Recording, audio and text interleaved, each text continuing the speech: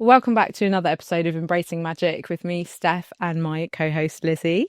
We have a very special episode for you today as we have a guest, Rachel Patterson, who has been practicing for over 30 years and has written over 30 books on witchcraft.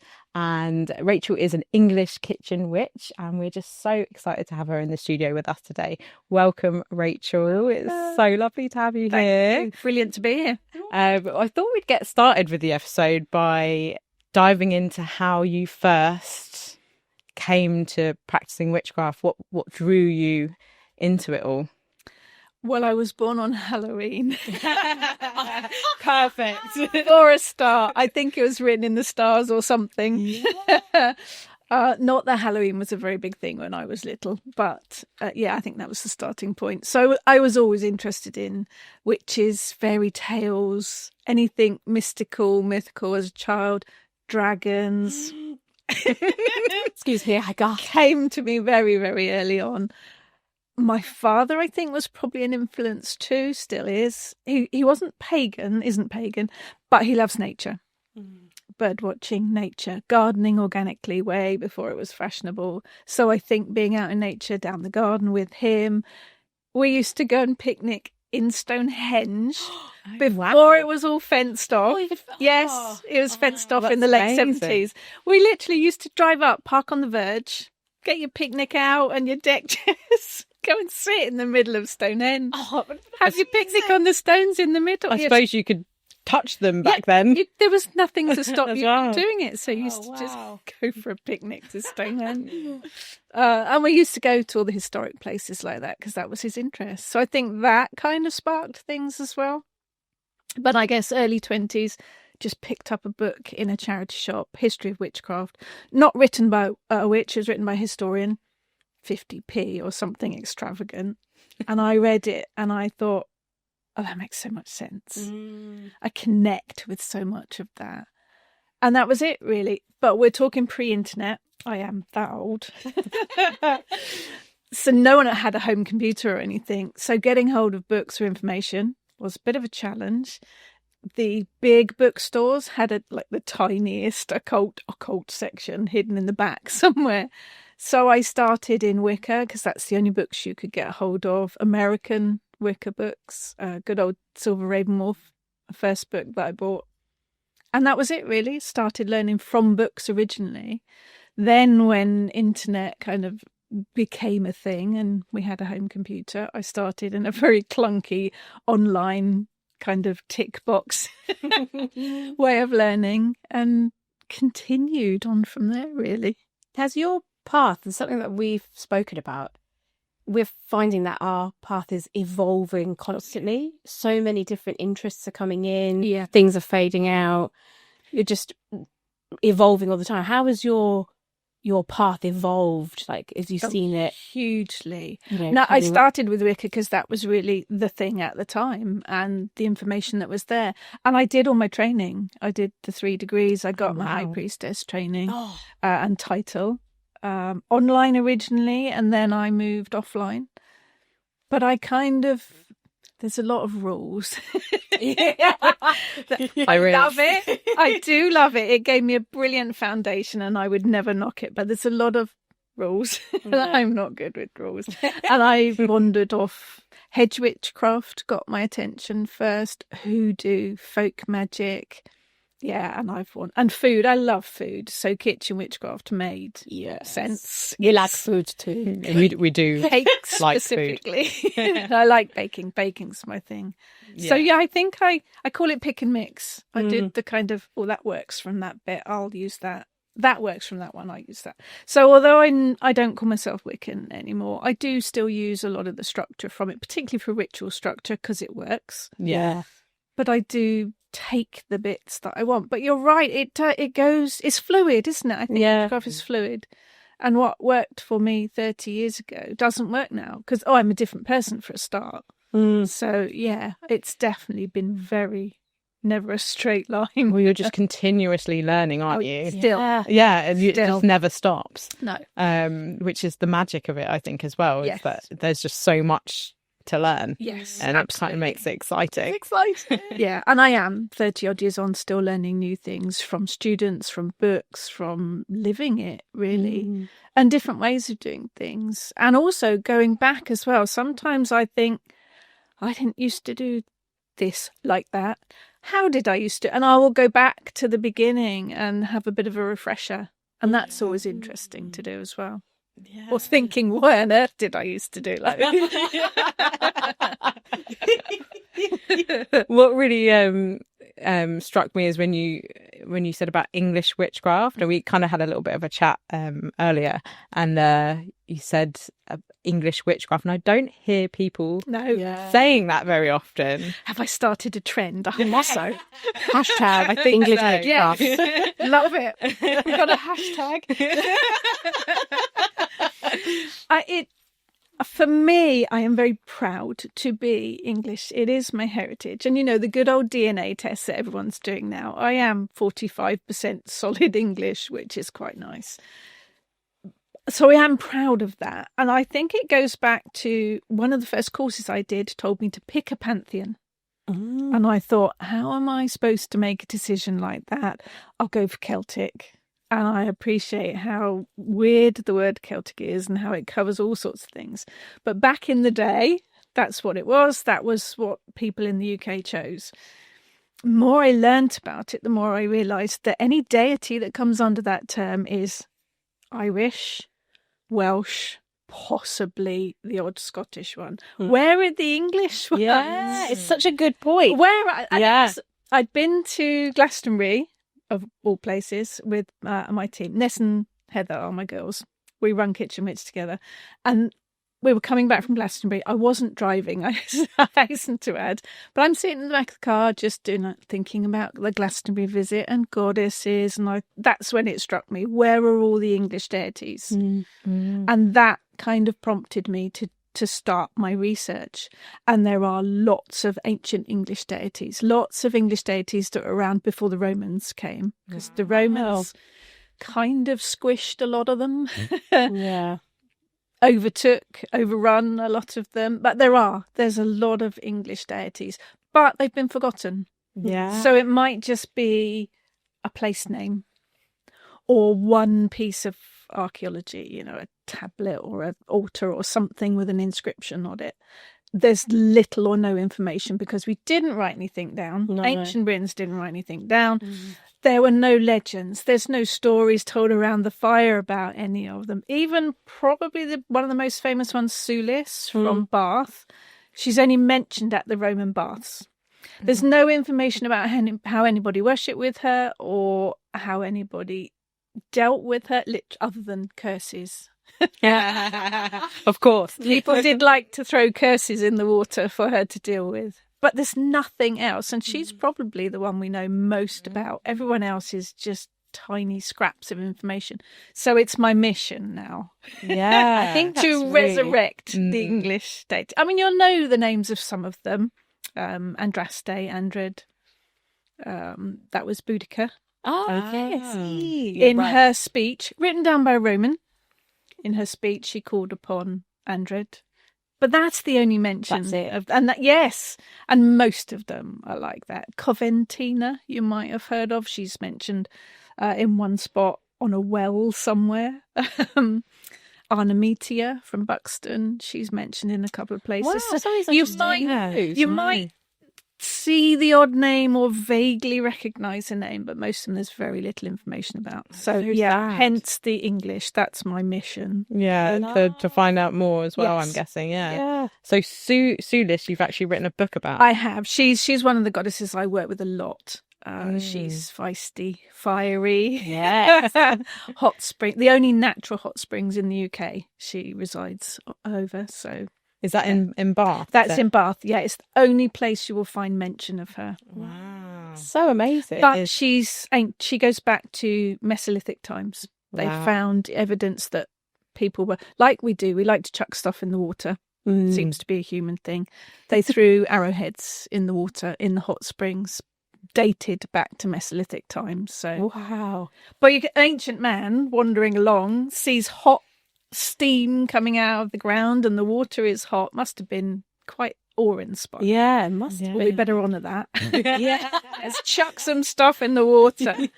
Yeah, we do. And like that's throwing where things in, don't we? that's where a lot of the English deities started. Sabrina from the river, from a river nymph, became a goddess. And I think that's where a lot of them started. Rivers, lakes, Water. natural places. Water in particular, I think a river brought life because it fed you from the fish, but it could also take life if it was a big, strong river. So I think people started thinking, oh, better be respectful to the river. Oh, let's give it an offering so that we get more fish. Oh, and let's start. Oh, it's got a bit of a spirit. Let's start giving it offerings regularly. And then it becomes something. And then, let's give it a name. Let's call it Sabrina or whatever it might be. And I think that's where most of our deities in England have come from. Wow. It's fascinating because do you plan to do books on each? Oh, I'd love. I mean, Goddess Moonbooks already has a book on Sabrina written by Brett Hollywood. It's brilliant, absolutely brilliant. Her name came from a water nymph connected with the river. But yeah, I'd love to work my way through them. Yeah, because I've got your coincidentally. I have your as if by magic. Ping. I have your Kaliak. I hope I'm saying that right. Kaliak. Yeah, it's if you need the Kaliak. Kaliak. I can do that well. And it's beautiful because of, I mean, all the information in it, but also there's poems in it and spells, all sorts of things about it. And it's just so rich. She's walked with me for years and years. And she's another feisty one. She's kicks feisty. My butt when I'm not doing well. But she's from Scotland. There's no evidence of her in England. Scotland, Ireland, and even across Europe. But not in England. Not sadly. in England, yeah. But she is, and my daughter did the cover. Your daughter did the cover?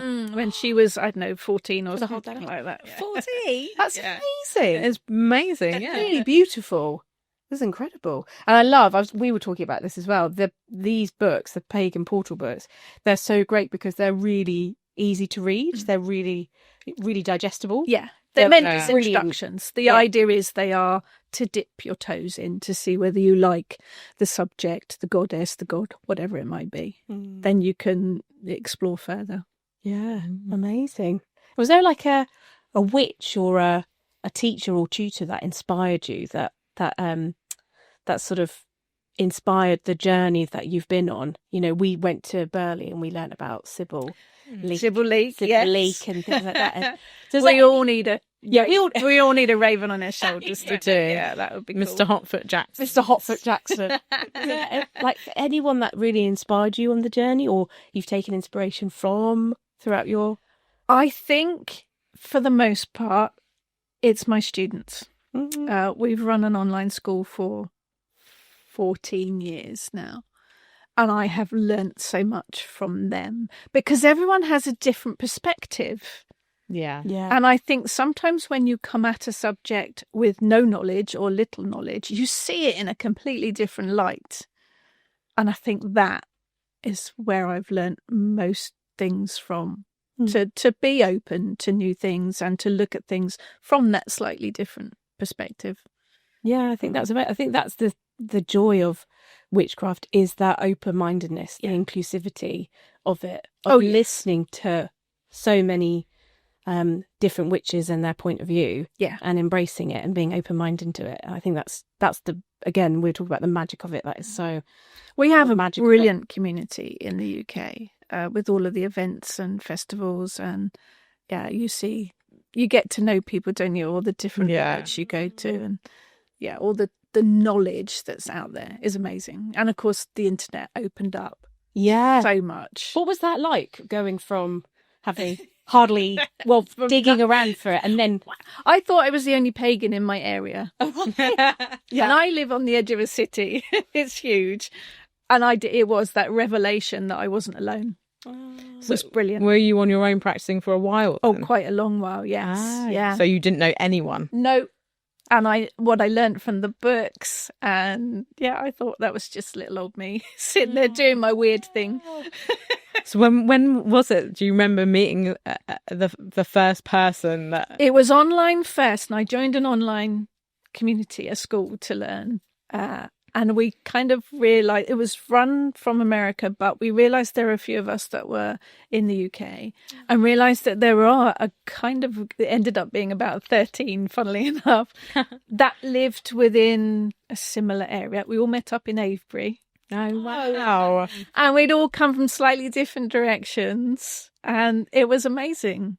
Yeah, I bet it was. We had, lunch in the pub and then wandered around the stones, and it was that, I'm not alone. I'm not alone. Yeah. It is such a good feeling, like being in a community of other witches and just having other people that get you. Yeah, that's it. Because it's still just like, there's some people that I still won't really talk about it properly to. Yeah. You'll just kind of use other words to describe it. Yeah. Because you just know that they're just not going to get it. But it's so nice when you can just talk openly about it with people and they just get it. They don't think you're bonkers. Yeah. Yeah. Yes, absolutely. So the school that you were talking about, is that the Kitchen Witchcraft? It's the Kitchen Witch School, yeah. Amazing. Yeah, that's for 14 years now. And that I must admit, these days where I'm so busy, I just interfere with it on occasion. It's Ness and Heather that do the day-to-day running of it. And they're brilliant. So Kitchen Witchcraft is a big thing for you. Yeah, we've got students from across the world. And we teach witchcraft in general, but it has a bit of a wild witchcraft, kitchen witchcraft spin to it. But in your personal practice? Yeah. Food. Very huge. You got a favourite recipe that you love? Definitely cake. I think for me, because I love food, I love cooking, I love eating, but that to me it's part of every day because you have to do it. But if I go somewhere new, food is on the agenda in different countries to different tastes, different flavours. But just general, kind of expanded out to household magic as well. I think everything has magic in it. Whether you are just making a sandwich or even a bowl of cereal or on your phone, which we all are these days. Yeah. All of it's got magic. All of it can have magic worked with it, and food as well. I think we're used to the herbs. I mean, we love our magical herbs, but that extends to everything that's in your kitchen cupboard and your fridge and your spice rack, and all of that has got the same magic that a magical herb has. So for me, it's an extension of that. And I love gardening too, so that's part of it as well. Every plant in the garden doesn't have to be a special magical plant. They've all got magic. Even the blade of grass has magic. So it's that. I think part of kitchen witchcraft for me is also using whatever you've got to hand. Yeah. I've got to make a spell on the spot. What have I got in my pockets? What have I got in my handbag? Doesn't have to be from the apothecary. It's just whatever I've got to hand. And to me, that's kitchen witchcraft. Yeah. I love that as well. You were saying there's a book, I think, it's Witchcraft into the Wilds, which is also about going into nature and using everything that's there before you and not having to buy anything. So it is nature and collecting things and using them in your It's all got magic. It's all magic. You don't, I mean, we all like fancy crystals. We like sparkly things. But you can make the same magic with a pebble. Yeah, I love that.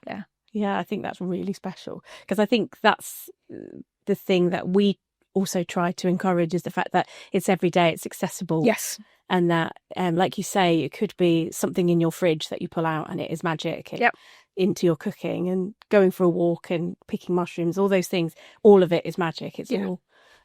even if you pick your mushrooms from the supermarket, they've still got magic. Magic in them. Less likely to kill you. It is that. Are you not a huge fan of mushroom foraging? No, I am, absolutely. Another thing my dad does is foraging for mushrooms. I think it's amazing that nature provides us with all of those things. Incredible. Yeah, absolutely. But one of the questions I get asked, or people say to me, how do you have time to be a witch? That's so interesting. Such an interesting question. Well, it's not separate. I don't. Right, that's it. I'm typing a letter today, so I'm not a witch. Making a sandwich, so I'm not. I am. It's in everything I do. Yeah, when I'm vacuuming, I'm doing my chant in my head to clear the negative energy. I might put a few drops of essential oil in the cylinder of the vacuum to, spread a bit about. If I'm dusting, I'm doing the same. I'm clearing negative energy. If I'm making something in the kitchen, I'm making a cake, I'm stirring clockwise to bring positive energy in. It is in everything that I do. There is no separation there. I don't have time for it to be separate. It just is. It is, yes. I think that's a really important thing to get across to people, because I think often people think that the witchcraft part of it is sitting at your altar and creating a ritual or a spell, rather than it being intertwined with just everything you do.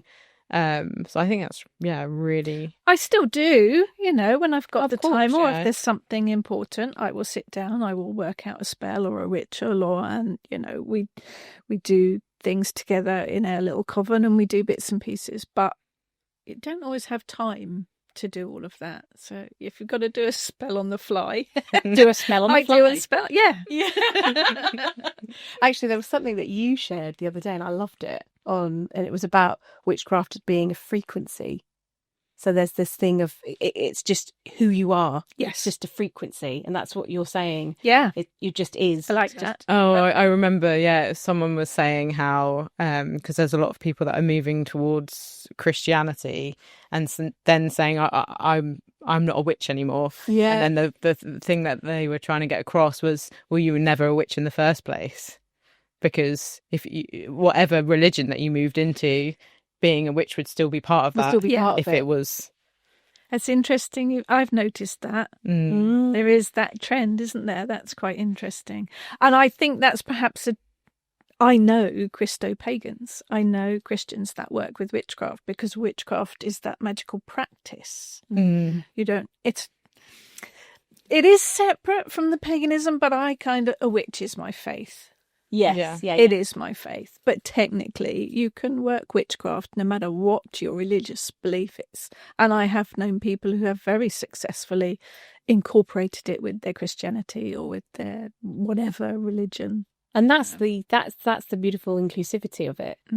It doesn't. It's a magical practice. It's a magical practice, in whatever way that looks and works for you. A spell is just a prayer, after all, really, isn't it? Exactly. Absolutely. We might jazz it up a bit. Yeah, it looks a bit funkier. Yeah. Essentially, yeah, it is. But look at all the religions. Look at all the religions that use smoke cleansing. I know. I mean, we see it, obviously, well, both of us were brought up Catholic originally. Right. So you see it very familiar with it then. Yeah, see it throughout the church with the frankincense cleansing, even the symbolic aspects of it, eating the body and drinking the blood of Christ. Exactly. It's all intertwined, really, even though obviously many Catholic people would not want to agree with that, but you can really see the magic in it all still. Yeah. There's similarities throughout all faiths, I think. Yeah, the ceremony of it as well. Yes. The ceremony. Yeah. That's the bit that I always loved, was that ceremony. Yeah. And it's familiar because you do it every Sunday, and so you know the words, and it's really powerful. The other thing I was going to ask you about is, it's an interest of mine, as some people may know, but this book that I had also bought, Dragon Magick. And I think this is fascinating. So, you're a kitchen witch and an English witch, but then there are all these other elements, which I love, that obviously come into your practice. So Dragon Magick is... That's my Keith. Keith! There he is. Hello, Keith. And he's on the back as well. He's feisty. It's a great name. Wouldn't want to mess with Keith. We're not messing with Keith. Mess with him, no. Lovely, really, I'm sure. But I just thought that was fascinating, looking through your body of your work. And then I think dragon energy has always been there. I am feisty. I am quite leery. I am out there. And I have been since a child, and I am convinced it's the dragon energy that pushes me that way. It pushes me to do more. It pushes me forward.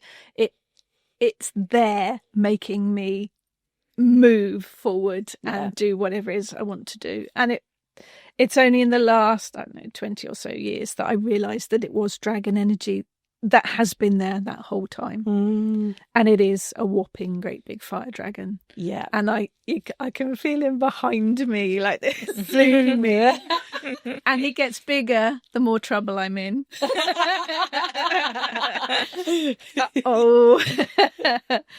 And drag, every single culture in the world has dragon stories. Every single culture. Yeah. But they're all different. And I focus obviously on the UK, my own work. And we've got a host of dragons. Every county will have its own dragon stories. And a lot of them are quite specific to each county. Yeah. But every country, every culture has dragon stories. Yeah, that's the joy of that introduction to dragon magic, is you touch on all the different dragons, not just in the UK but all across the world. And what's lovely is, for anyone who's interested, it's such a lovely beginning because you give all the characteristics and the magical properties of them. It's so helpful. But it's funny that you say that. That's something that I think we're only just realising, is that in each county there's a sort of dragon myth. Yeah. Is there one in Surrey? I'm sure there is. I haven't seen, but I'm sure. You mentioned Burley. Burley has a dragon story too. Yeah, you know that one. Yeah. Is that the Biston dragon? Yeah, the beast. The Vistern dragon. Yeah. Every place will have them. And with the internet now, it's easy. Do a quick Google search. Place names are also very useful for that. Anything with dragon, Drakon, Drake. Oh, I see. That'll have a dragon connection to it. I love it. But it's in your work, when I came across that, I was like, oh, amazing. But I use that because I do the Pendragon Reiki. I use this a lot to refer to. So Excellent. It's so helpful. Good. And really, and like I say, it's digestible. Yes. For someone who has mad ADHD, this is brilliant. It's so helpful. It's really amazing. Good. And do you still use dragon magic in your... Oh, he's with me the whole time. Yeah. Anytime I, need a bit of motivation. Bit of a kick. Let's go. Or I get that idea. I've got that idea. Or I want to make it happen now. Yeah. That's dragon energy. Yeah. Yeah. I feel like dragon energy, or I've seen a lot more people connecting with dragons more recently. Like obviously I see your stuff all the time, but no, I've seen a lot more people talking about dragons a lot more. So is there a rise? There's a rising dragons. I think because it's needed, but I also think it's a bit like the fairy world. I don't work with fairy; that's not my area of expertise, because I know well enough to leave it alone unless you're dedicated to it. But I think it's that Disney idea of it, that dragons are, oh look, there's a little fluffy dragon. No, there's not. They don't all breathe fire, but it's a powerful energy to work with, and you have to be respectful. Yeah, same as you do with deities. You've got to respect it, and it's not fluffy fairy tale. No.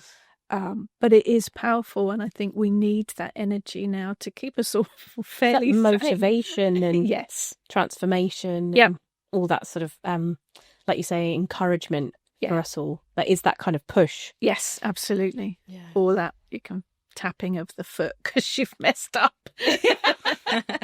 Yeah. But I think you're right. I think there's a rising. Yeah. So it's becoming more and more to the forefront. I mean, there's been a huge rising in the last few years, well, since COVID and all the lockdowns, that people have been reconnecting to witchcraft, hasn't there? Did you notice that quite happening? It changed things, didn't it? It was a bizarre time to live through, very bizarre. But I think it changed things, and it opened up the internet even more, I think, didn't it? Mm-hmm. I started doing a weekly live chat at the beginning of lockdown, really for my own sanity, to keep connection with people, like we were saying earlier, that understand what you're talking about. Yeah. And to keep that connection, because you couldn't go out and do your group coven meetings or your group rituals or whatever. And that's continued even now. I still do that weekly. And we had people at the end of lockdown say, please don't stop, please keep doing this, because there's a lot of people that can't get out, or there's a lot of people that are still in the broom cupboard and can't be outwardly witches. And it reaches everyone across the globe. Yeah. So I think the internet opened up and allowed people to connect with that craft and to practice the craft that couldn't do it before. But the internet and the push from lockdown, because the internet was the only connection, yes, it did. Yeah, I definitely think the internet has been so helpful for people like you say that are in the bloom. Oh, I like that. The bloom closet, the broom closet, and still are, and they can connect with people and not feel so alone. Yeah, with it. I think that's why the coven is so, the Lunar and Wild Coven. There's still people in the broom closet. Yes, who are happy to be in the coven because it's their safe, sacred. Yeah, it's nice having space. It away from social media as well. So it's like not connected. Yeah. But yeah, going back to the English witchcraft thing, I'm really fascinated by it because I just haven't really heard much about it. Is there anything else apart from the deities that you found out about English witchcraft? There's a lot of English folk magic, but again, we're going regional for such a small country. We have a lot of different dialects and a lot of different accents. We have a lot of different separate folklore. So Cornish folklore is quite different to folklore you'll find in Lancashire or anything like that. We have folk magic, a real big folk magic history, but it does vary from county to county. But it is the magic that our probably great grandmothers would have worked, but not called it magic. Yeah, right. It's the superstitions. It's the remedies. It going right back to the cunning folk. Yeah, who you would have been the person living on the edge of the village, and you would have gone to them if you wanted your neighbour's cow cursed or something. You might. Naughty cow. But that's the cunning folk would have been the beginning of it. So it is folk magic. We have a huge history of folk magic. I'm very interested in folk magic. I love it because it's such straightforward, easy stuff to do. Again, with things that you have to hand. Yeah, I love that it's obviously from common people as well that would have just been practicing in their villages, and but it's the same actually in the Mediterranean. No one uses the word witch there. No one calls it witchcraft or anything like that. Those words are still very a no. But however, magic seems to be an acceptable term, and it would be healer. Yes. There. Yeah. But yeah, I think it's really important what you're doing, like this work to recover. I'm trying. Yeah, I agree. It sounds like it's quite difficult because there's not much information, I suppose. Because a lot of it, or even the remedies and the superstition, they were just handed down. They weren't written down. They were just told. Yeah, you did it because your mother did it, or you did it because your grandmother did it. Yeah, I'm just starting investigating the folk magic side of it. I started with the deities because that seemed like a good place to start. I'm just starting on the folk magic. Book number 204. But when you if you've been to Boscastle in Cornwall, they've got a witchcraft museum there. We're desperate. Fascinating because they've got poppets and strings of snail shells that are ancient. Yeah. But they would have been these snail shells strung on a piece of string. What for? Well, it would have been some magical purpose. Yeah. They have witch bottles. I mean, we've found witch bottles, not we personally, but in England, we've found witch bottles buried in fireplaces in old buildings, primarily to protect against witches. But we've adapted that now, and we all work with witch bottles. They're brilliant tools, but it goes back centuries. It's so funny. You just reminded me. There's this famous Dartmoor legend and it's called the Snaily Sisters. I don't know if you've ever heard of it. No, I have been to. We went to Dartmoor last year. Beautiful place. It's beautiful, and of course, very, very atmospheric. Oh, yes. And delicious. Yes. But there's this And amazing full of sheep poo. full of sheep. Yeah, poo poo. Lovely. We darted around those. But there's this amazing legend, and it's called the Snaily Sisters. And there's this old ruin of like a house, and the legend is that there were witches, two sisters and they were called the Snaily Sisters, but it's because they used snails, they think, in magic, Right. but also they ate them because obviously at the time I think they were very poor, and I know, delicious. But yeah, so there's this famous legend of the Snaily Sisters that live on Dartmoor. And we found the ruin of the house, so it was amazing. But you just reminded, when you said that, I was like, But that's it. That is the history. That is the folk magic. It's Through stories. ingrained in the landscape. Absolutely. Yeah. yeah, I was obsessed with the Dartmoor legends because there's so much about Yes. that. It is there is something very special about it. It is, like you say, it's very mystical. That energy is amazing. Really amazing. Yeah. Lots of walking. Yeah, the girls tried to kill me on that one. Are we there yet? Have we got there? Aw. So, 32 books? Yes. When did you get into writing? 2012. That was Trevor from Moon Books, who is a brilliant chap. I was just reviewing books at the time. They just started the Pagan Portal range, actually, and they were looking for reviewers for books, and I thought, love reading, love free books, love witchcraft, count me in. And I had a little blog at the time as well, so I was reviewing a few books. And they'd started the Pagan Portals range, and he was looking for subjects. And I said, what about kitchen witchcraft? And he said, would you like to write it? After I'd had the short heart attack, I thought, I've written some articles before. I've written lessons. Yeah, let's give it a go. And so I did, and that was it. That was the first That book was then? the first book. Kitchen Witchcraft? Yeah, and I think it's sold about 12,000 copies now. Wow. Something like that, something mad like that. That's amazing. That's incredible. Yeah. So thank you to everyone that's bought a copy of that. I don't like reading it now because that was a long time ago and my writing's changed quite a lot since then. But yeah, I'd never dreamt about writing a book. It was never on my bucket list, but it's all Trevor's fault. Do you have a favourite one that you've written? I think it's probably always the last one that you wrote. Dragon Magic, yes, because it is very close to my heart. So good. And Kayla, because she walks with me the whole time. Witchcraft into the Wild, you mentioned, because that's how I work. I'm going to just hold. That is how I work. That is me on the front. That's you on the front. Such a an great incredible image as cover. That is a real cloak. So you go into the wild, into nature, and Well, I do, but I live on the edge of a city. So, yeah, much as I love the idea of the tumble-down cottage in the middle of the woods, apart from the fact that the takeaways wouldn't deliver, which is really inconvenient. be so annoying. Yeah. I think people have this idea that that's where you have to live to work magic. I don't. I live on the edge of a city.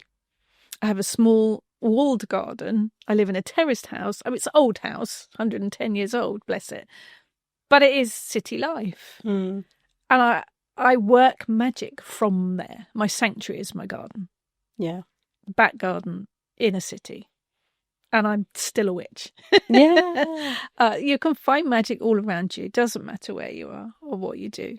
It's all there. But I'd say I like to, witchcraft shouldn't cost you loads of money either. So No. I love, work magic with what you've got. I love that. I think that's really beautiful. And I think we've touched on it before in other episodes, saying you don't need. No. It's nice. The crystals are lovely, but you don't need. Oh yeah, I've still got lots of smart. But I think it's about understanding that the magic is where you are too. Even if you're in a 1970s concrete car park, that's still got its own energy. Yeah. And the land below it still has its own energy. It is that spirit of place. It is that genius loci. It is that energy that's there, whatever land you're standing on. Everything has energy. So, and you are a Reiki master as well, aren't you? I am, yeah. Yeah. So you pick up on, because in your lovely book here, you talk about protection spells and feeling energy of spaces and things like that. So is that something you still do, the Reiki and the actual practice of Reiki on other people, healing that I haven't done that for years, but so I'm talking about it and I can feel my palms. My palms are starting to go, let's work.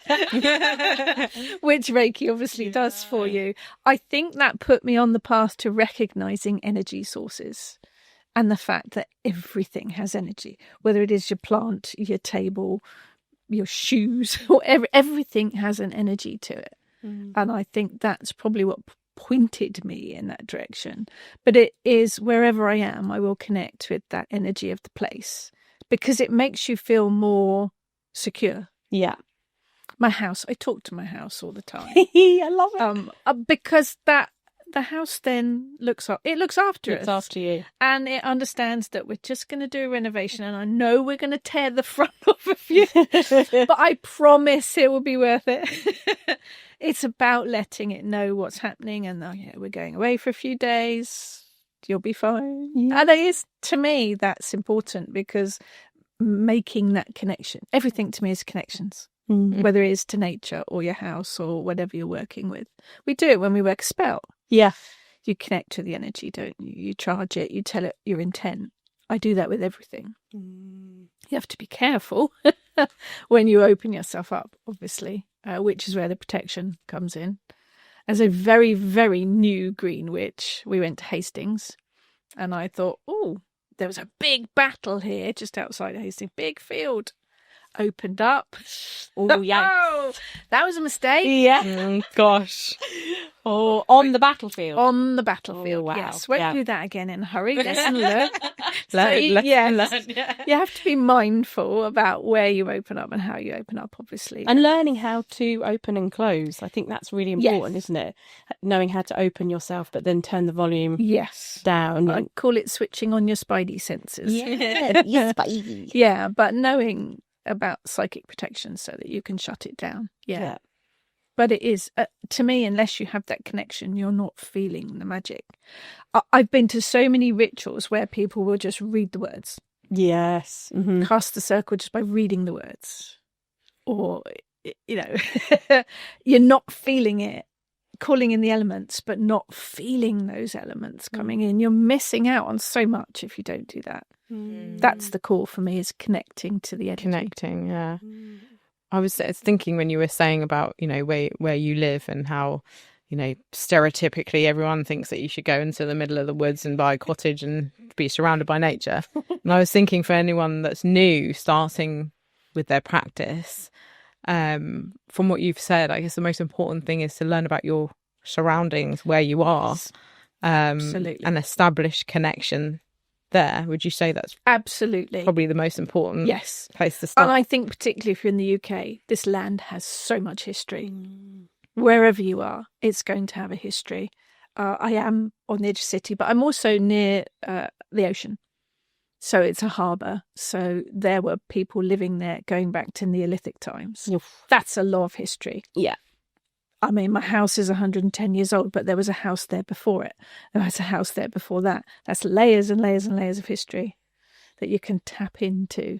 Fascinating. Yeah. But it helps you feel connected and secure and in your own home, which is what you want, isn't it? Yeah. But wherever you are, even if we go out and do a ritual, I connect with the energy of the land that we're on, just to say, we're here.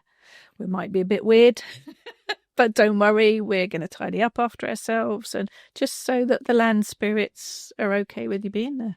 It's interesting, actually, when you start tuning into land spirits and plant spirits as well. I had an experience the other day where I was foraging rose hips, and I connected in with the plant, and it felt like everything was okay. And then so I started foraging, and then it attacked me. I got this like spiky thing going, like, no, and I was like, okay, that's enough. I hear you. And I stopped. Yeah, payment. Yeah, payment. Got to have checks and balances. Yeah. So you took its rose hips. It wanted some of your blood. Yeah, clearly did. It's important though, isn't it? Lots of people say, "Oh, go and hug a tree." You can't. Just some trees don't want to be hugged. Yeah, you know for sure. Yeah, it's manners, isn't it? Yeah, Yeah. it's just got to ask. Is there anything you would have, when you look over your journey, anything you would have said to, I don't know, your younger witch self to like encourage, like any advice if you could impart advice to you on your journey? Is there anything you would impart to yourself that you think this is a great piece of advice? Here you go, younger Rachel. I think there's lots of things I'd tell younger Rachel, but she wouldn't have listened.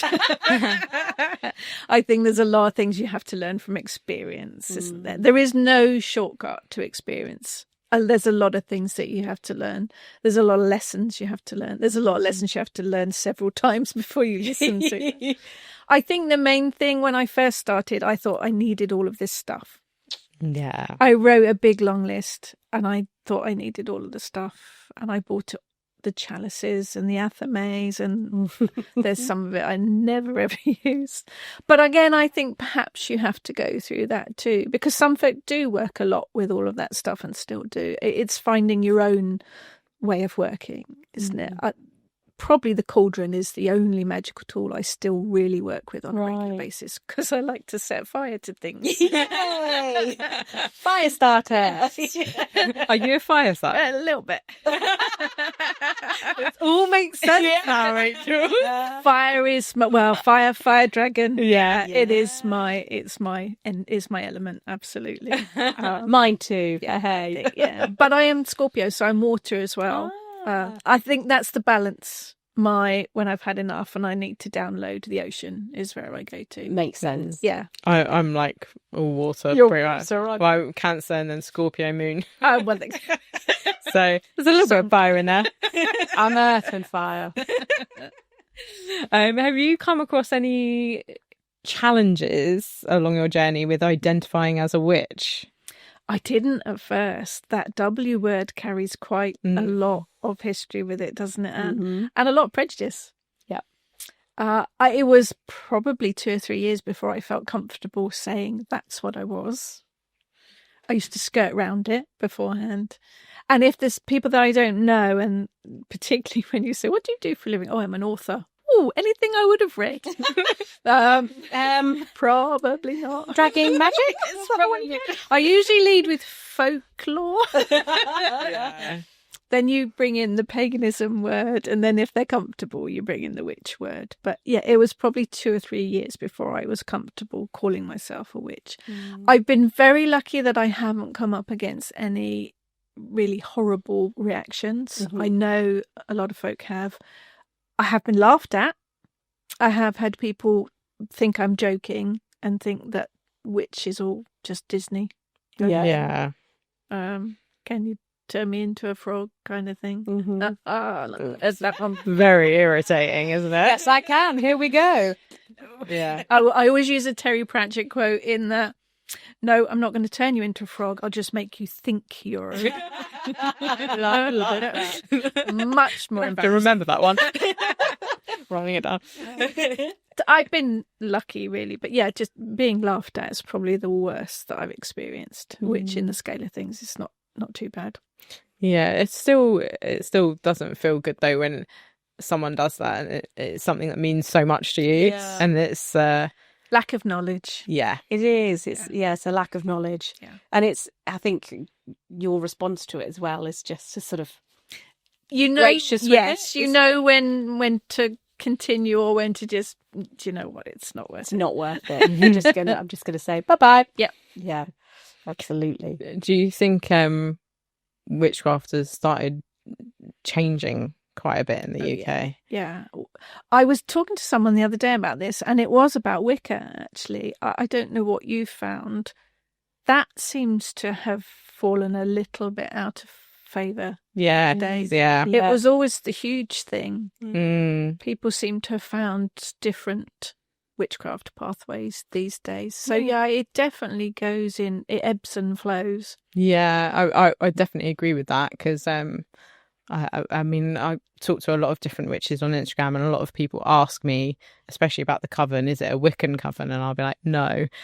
But we wouldn't turn away Wiccans from the coven because we celebrate everyone. Yes. So, but interestingly, a lot of people, like you said, are just not interested in Wicca as much anymore. No.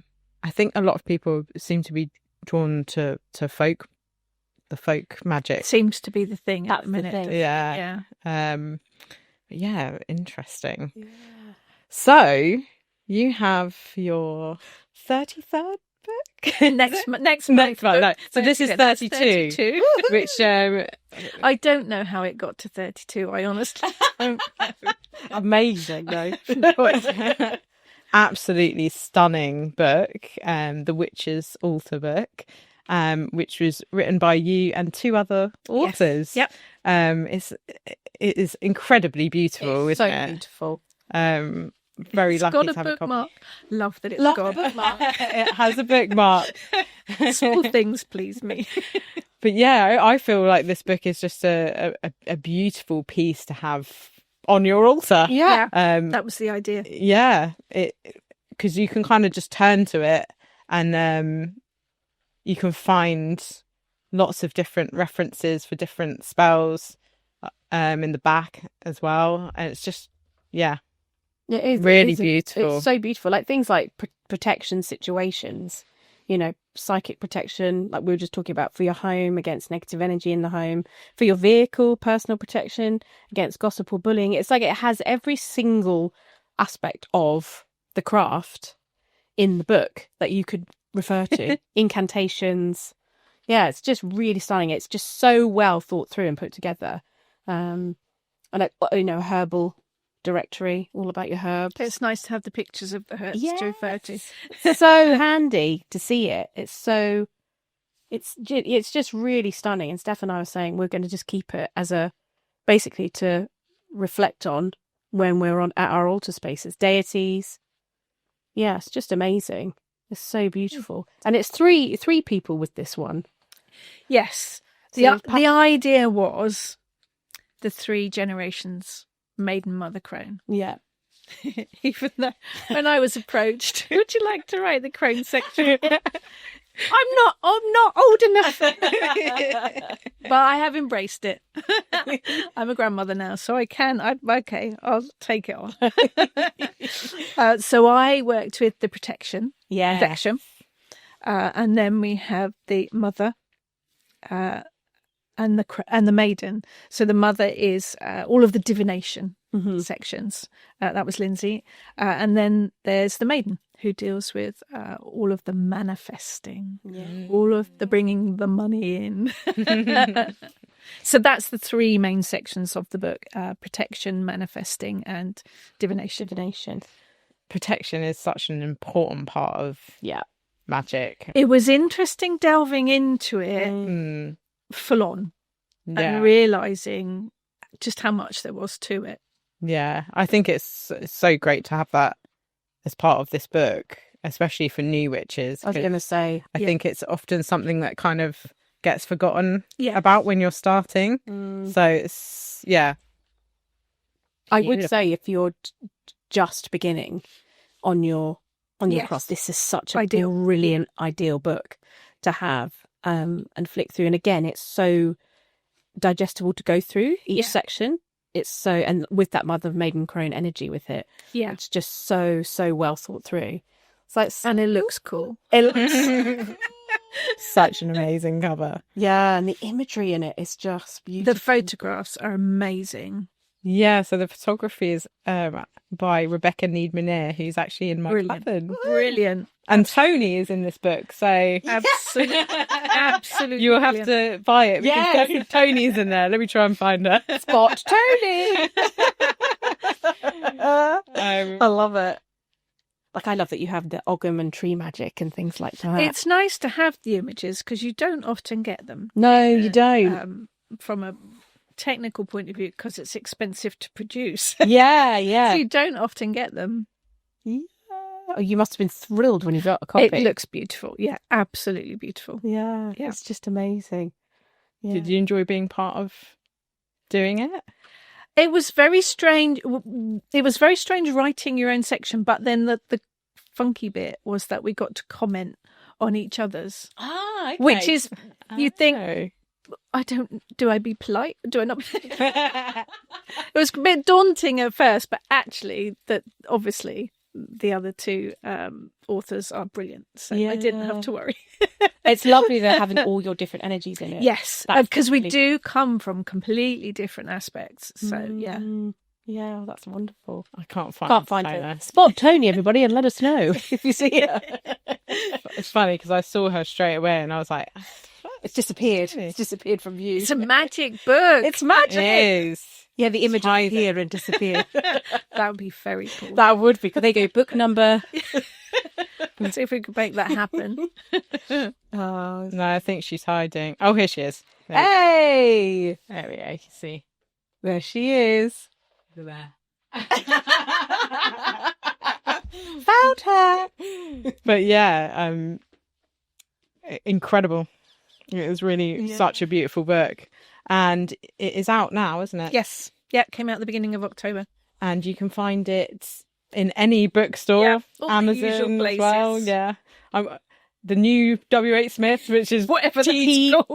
Jones. TJ Jones. But yeah, grab a copy if you can. It is absolutely beautiful and just stunning. a lovely book to have on your altar. Yeah. Amazing. Well, thank you, Rachel, for joining us today. It's You're been welcome. so lovely to have you here and dive into all of your witchcraft journey. It's been love the so madness. interesting, and I can't wait to dive into more of your books as well. Thank you. Where can people find you on? I've got a website, rachelpatterson.co.uk. All of the links to everything are on there. But if you're on social media, you can't help but fall over me, really. Thank you so much. It's been thank absolutely you. fascinating to You're speak with you, and thank you. And thank you very much at home for tuning in to this episode. And we'll see you all very soon for another episode of Embracing Magic.